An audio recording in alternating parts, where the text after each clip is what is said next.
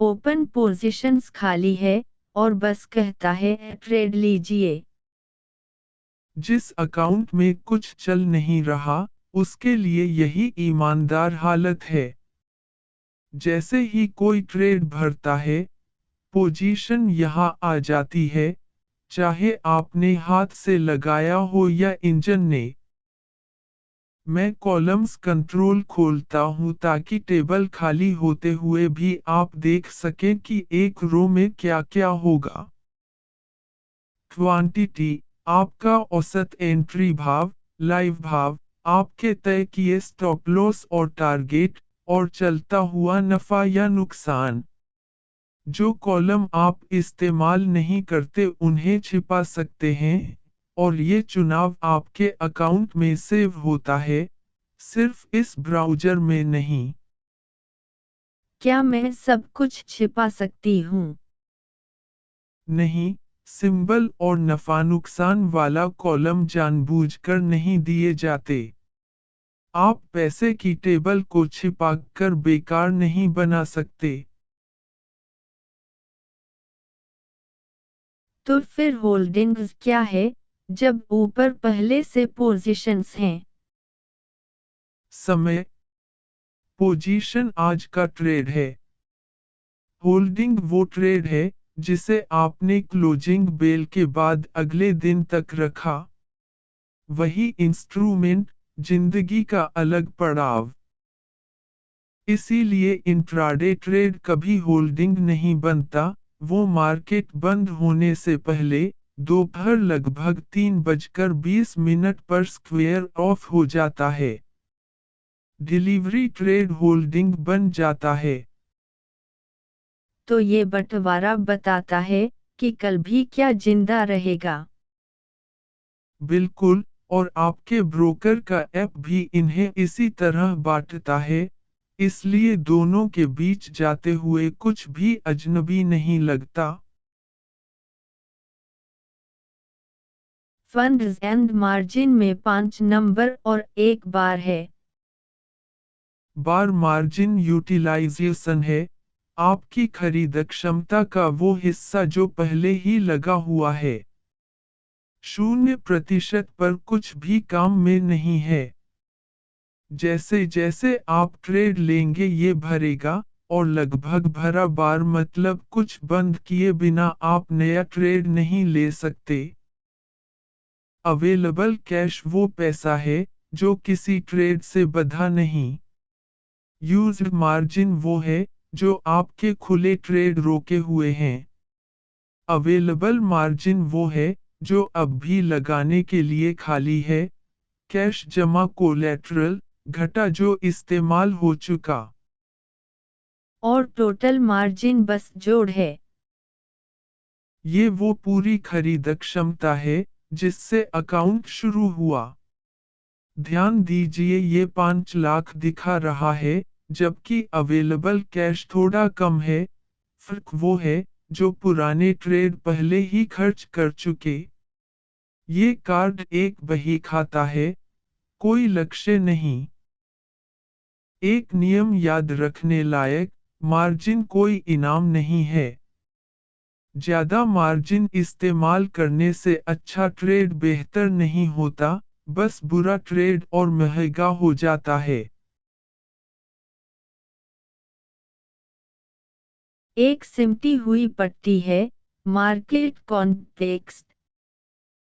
इसमें पूरे मार्केट की तस्वीर है, लाइव इंडेक्स स्तर, प्री ओपन प्रेडिक्शन, और एफआईआई तथा डीआईआई फ्लो, यानी बड़ी संस्थाओं ने कितना खरीदा और बेचा। ये डिफ़ॉल्ट में बंद क्यों है? ये तो काम की चीज लगती है। क्योंकि पहले आपका अपना अकाउंट आता है। मार्केट कॉन्टेक्स्ट पृष्ठभूमि है, और फोन पर ये आपकी पोजीशन को स्क्रीन से नीचे धकेल देता। जब बड़ी तस्वीर चाहिए तब खोलिए, जैसा छोड़ेंगे वैसा ही रहेगा।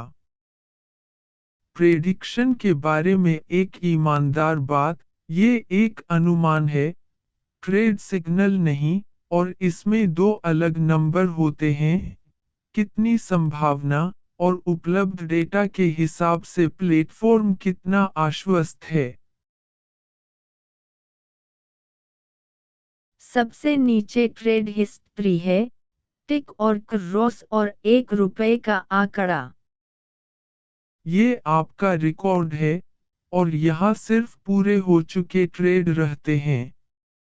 जो ट्रेड अभी चल रहा है, वो इतिहास नहीं, वो पोजीशन है, और उसकी जगह ऊपर है। काउंटर बताते हैं, जीत, हार, स्क्वेयर ऑफ और कैंसल। स्क्वेयर ऑफ मतलब ट्रेड किसी नियम से बंद हुआ, न कि आपके स्टॉप या टारगेट लगने से, जैसे इंट्राडे क्लोज। कैंसल मतलब ऑर्डर ट्रेड बना ही नहीं। और ये हर ट्रेड टाइप के लिए लिस्ट 3 लाइनें। एक छोटी याददाश्त वाला स्कोरबोर्ड, हर टाइप में आपके पिछले 10 ट्रेड में से कितने चले। ये जानबूझकर छोटा है, क्योंकि 100 ट्रेड का औसत उस रणनीति को छिपा देता है, जो पिछले हफ्ते काम करना बंद कर चुकी। फिर 3 फिल्टर, ट्रेड टाइप, नतीजा, और नफा या नुकसान। इन्हें साथ इस्तेमाल कीजिए, जैसे ऑप्शन ट्रेड जो घाटे में गए, तब टेबल एक असली सवाल का जवाब देती है, बस रो की दीवार नहीं रहती। सूची पन्नों में बटी है, और आप तय कर सकते हैं कि एक पन्ने पर कितनी रो दिखें। ये चुनाव भी आपके अकाउंट में सेव होता है। हर रो में एंट्री, एग्जिट, मुनाफा, नतीजा और तारीख है। एंट्री वो भाव है जिस पर आप सच में घुसे, एग्जिट वो जिस पर निकले, और मुनाफा क्वांटिटी के बाद का फर्क है। रिजल्ट कॉलम साफ भाषा में बताता है कि ट्रेड क्यों खत्म हुआ। कुछ रो में मैन्युअल क्लोज लिखा है, कुछ में स्क्वेयर्ड ऑफ और रिकॉन्साइल्ड। मैन्युअल क्लोज मतलब आपने खुद बंद किया। रिकॉन्साइल्ड मतलब प्लेटफॉर्म ने पाया कि पोजीशन पहले ही जा चुकी थी और उसने रिकॉर्ड को ईमानदारी से बिना नफा नुकसान बंद कर दिया, बजाय कोई ऐसा नंबर गढ़ने के जिसे वो जांच नहीं सकता। अब दाईं ओर व्यू बटन, ये उस एक ट्रेड का पूरा रिकॉर्ड खोलता है, एंट्री के वक्त पकड़े गए आई सिग्नल, स्कोर, तय किए गए स्टॉप और टारगेट, बंद होने का कारण, और घाटे पर वो सीख जो प्लेटफॉर्म ने खुद के लिए लिखी। तो मैं किसी खराब ट्रेड पर लौटकर देख सकती हूँ कि सिस्टम क्या सोच रहा था। पूरा विचार यही है। जिस ट्रेड की समीक्षा न हो सके, उससे सीखा भी नहीं जा सकता।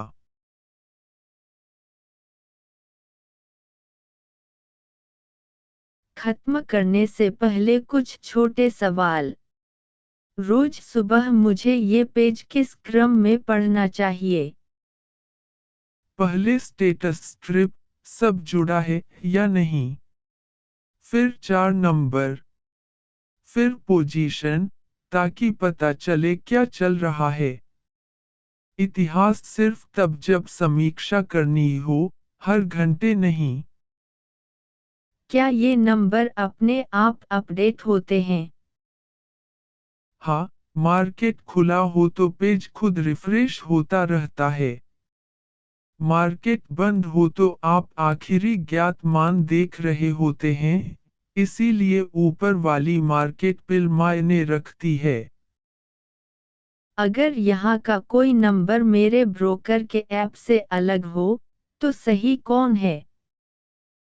असली पैसे के लिए आपका ब्रोकर हमेशा ये पेज उन्हीं से पढ़ता है। पेपर के लिए यही पेज इकलौता रिकॉर्ड है, क्योंकि उसमें कोई ब्रोकर शामिल ही नहीं। और यहाँ से मैं ट्रेड लगाऊं कहाँ से? ऊपर ओपन टर्मिनल या खाली पोजीशन कार्ड में टेक अ ट्रेड बटन। अगले पाठ में हम उसी टर्मिनल को पैनल दर पैनल देखेंगे, बिना कुछ लगाए।